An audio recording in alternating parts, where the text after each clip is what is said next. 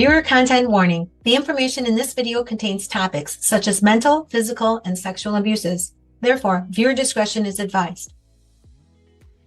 Therapies for a Better Me. Written and hosted by child abuse survivor and advocate coach Lisa L Beaudoin. Copyright 2024 by Lisa L Beaudoin, all rights reserved. Source disclosure.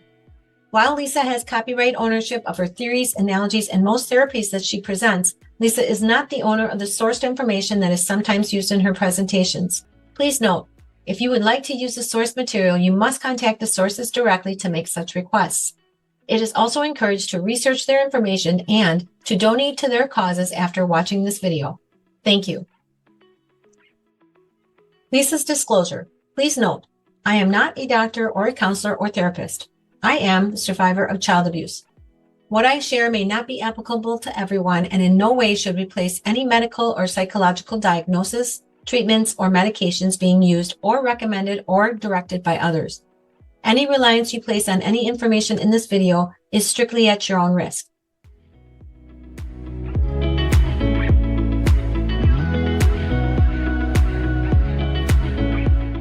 So before we go further, I want to first say thank you so much for watching, subscribing, liking, commenting, and sharing my videos. I do really appreciate it.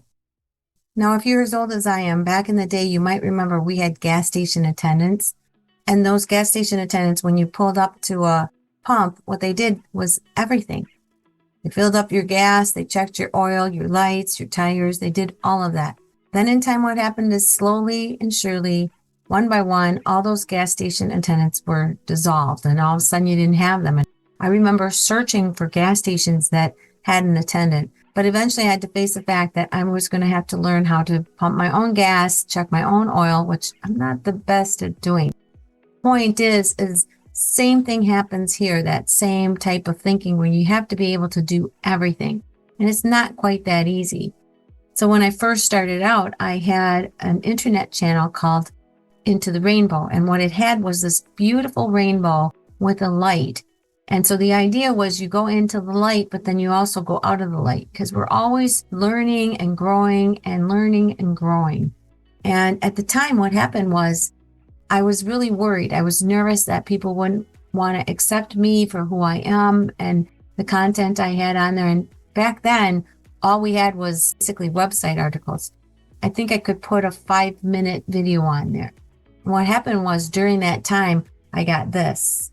And I got this from a group of people. They actually made me this. And I have it hanging up in my office to remind me to keep pushing forward with my ideas, that what I'm sharing with other people, it actually does matter, even if it only matters to one person or a group of people.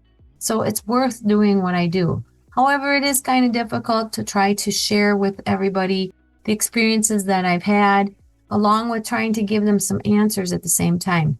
So a couple of things I want to mention here is, first of all, I changed the name from Into the Rainbow to Lisa's Chat Room. And the idea is that we talk, we chat, we're having conversations. It's not just me, I'm listening to you as well. And I vet every single comment. And so by vetting the comments, I get a flag in my channel that says that there is a comment that I need to address.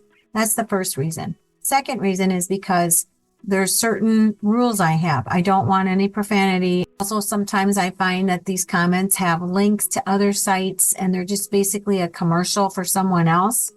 And then the final thing with that is they're either saying something very negative to me, or they're potentially saying something very negative to someone who's made a really good comment on my channel. So I'm not going to allow that to happen. I put a lot of work into it. It's not just about the videos. It's about all the hardware you need and the lighting and the cameras and everything that's going on behind the scenes. And then it's the editing. And if you've ever watched the Therapies for a Better Me 101, you'll know that when I was in my 30s, I was looking for someone, not a big organization. And not that I knock therapists, but it wasn't that I was looking for a therapist either. I was looking for someone like me, someone that was out there by themselves, making changes in their life, who could understand me. And so that's the whole point of the videos that I share with you in this channel. The next thing I do is I make sure that I put everything in playlists so they make sense and they're sequential and they come one after the other, after the other, after the other.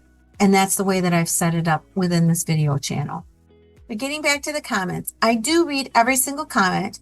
The ones that are really not good, I do delete. However, I take all the comments with a grain of salt, and I look for any kind of constructive criticism within those comments. And I have done some thinking about that, along with understanding how I want to move things forward this year. So I'm doing a couple things that make a little bit more sense.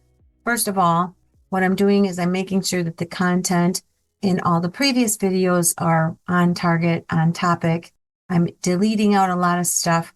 And I will talk about the reason that I have these hiccups and whatnot in my last PTSD video that's in the Therapies for a Better Me playlist. Moving forward, I'm going to have what you call a menu strip, and it's going to be at the bottom of each video, and it will have the topics. So you'll see in progression when we get to a topic and how long that topic's going to be. There's a few reasons for having a menu strip at the bottom of the video. The first one is so that you can see in hindsight everything that we're going to talk about. Secondly, it is a great way to bookmark. So if you can't watch the video all at once, you can stop in a certain spot and pick up where you left off the next day. And then finally, you can also move forward into the things that matter just to you. In other words, a lot of my videos, what I will do is I will share my insights or something about me or some basic theory on what I'm talking about. Honestly, I love sharing answers with you, but I think it's more important for you to understand that I'm more of a developer, a researcher.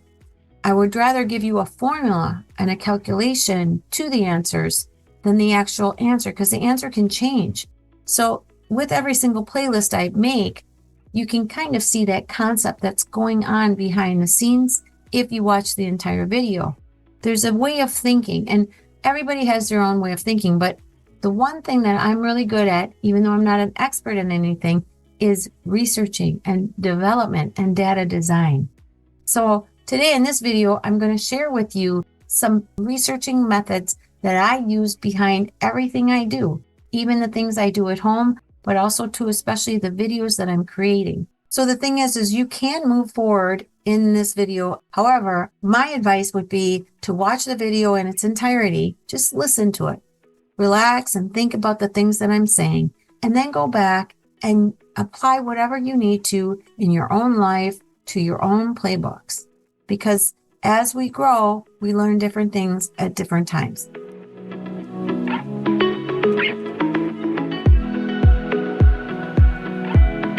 Moving forward now, I'm going to show you how my mind develops certain research ideas and topics and structure and all that. And so in Therapies 101, I talk to you about the process I use to process everything. Now, in Therapies 103, I actually bring you back a little bit further, and I talk about how, as a child, when I was abused, I felt that I didn't have the processing capabilities that most normal, healthy kids that weren't abused would have. So, and I make an analogy about how I believe that when we're born on one side of a mental ocean, if you will, and then we travel that mental ocean in life as we go through it. And so the sand and the air are our anatomy and our neurostructures of our brain. And what we're going to be doing is we're going to be building a vessel to get from one side to the other. So part of that vessel is going to be based upon our own physicality and our own anatomical structures and our processing abilities from the get-go.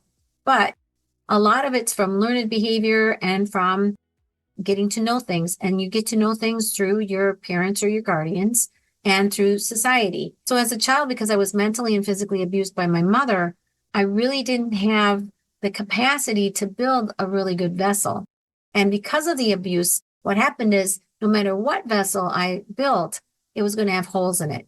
And these holes need to be repaired. So creating the playbook plans, that's the way I repair my vessel.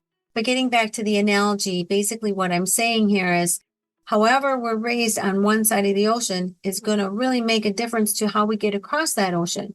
And remember, that ocean has all kinds of storms. And I break down those storms into societal storms, into relational storms, but also too, with my mental conditions, I break those down as storms on the water too. So getting back to the vessel, because I was severely mentally and physically abused by my mother, my analogy to my vessel was I was in a rowboat with holes in it. And then after my father sexually abused me, and also too, I have to make note of this. He sexually abused me with someone taking photos. So just getting in front of this camera and talking to you triggers my PTSD. Absolutely 100%. And there's days I can be just fine and work right through something. And there's days that 5 minutes worth of video takes me a week to do and then edit. And so, but I get through it. Point is that because of what he did to me, now I'm in a life jacket with holes in it. So can you kind of understand how that would be to be in a life jacket with holes in it, trying to cross an ocean?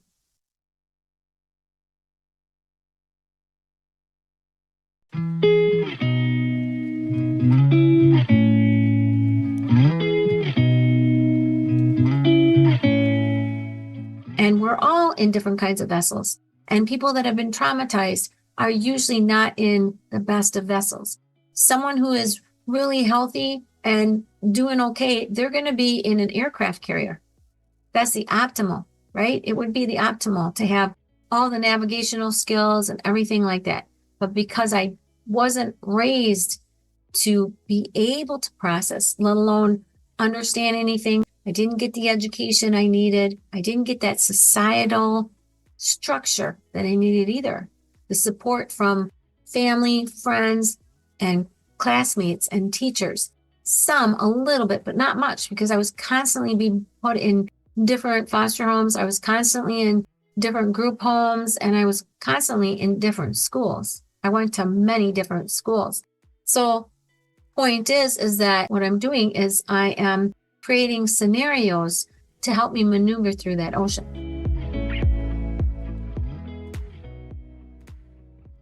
And so in Therapies 101, wiggling the thumb is one of the analogies I use to process things. So we're going to just walk through that right now. It's really simple to do. There's no hypnosis involved. What we're going to do is take a deep breath in, let it out. And now we're going to look at both of our hands. Just look at your hands back and forth. What we're doing here is metaphorically, we are raising awareness.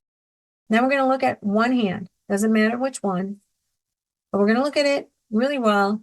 And what we're doing here is we're raising focus. We're starting to focus in on something. Now we're going to look at the thumb. And here what we're doing is we are asking questions. And it's not about somebody else. This is all questions as far as you are concerned. It's about you. What can I do about it? Is there anything more I need to know? Should I try something different? All these questions. Is there something that could help me do this or that or whatever it is? This is questioning. It's looking at the thumb. And now wiggling the thumb is putting a plan in place and evaluating, creating assessments, putting plans in place, evaluating, back and forth, assessments, evaluation, plans. And if something doesn't work, okay, we'll put a new plan in place. We'll try something different, and then we'll evaluate and assess that as well. Back and forth and back and forth. And in life, this would be considered really good, healthy processing. Sometimes I don't do that. So that's what this is for. It's to make me remember to do this. And the playbook is basically helping me to do this, along with making that vessel that I'm traveling that ocean on bigger. So instead of being in a life jacket with holes in it, I'm filling up the holes. Maybe I've replaced it with a boat, and now I have a paddle that I can use to get across. And by creating analogies to the storms up ahead, which there are societal storms, there are relational storms, all these storms, and then identifying them makes it so much better because I can put plans in place for them. One of the grouping of major storms that I suffer from are the mental storms. So here what I can do is I can create analogies to those mental storms. What are they out on the ocean?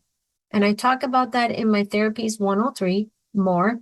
And not only am I helping myself, I'm saying, how do they feel to me? And then also to putting a plan in place, optimizing my mentality as much as I can by understanding why they're there in the first place and what can I do to make myself better to get through this storm. Now, through my research, I've realized a lot of it has to do with nutritional supplementation because neurotransmission is run on nutrition. And so you've got that. And then also too, just having plans in place. So when something does happen and I can't really identify it or I can't work it through because I can't go around the storm. I got to go through it. Just like you cannot go around the storm. You just can't do it.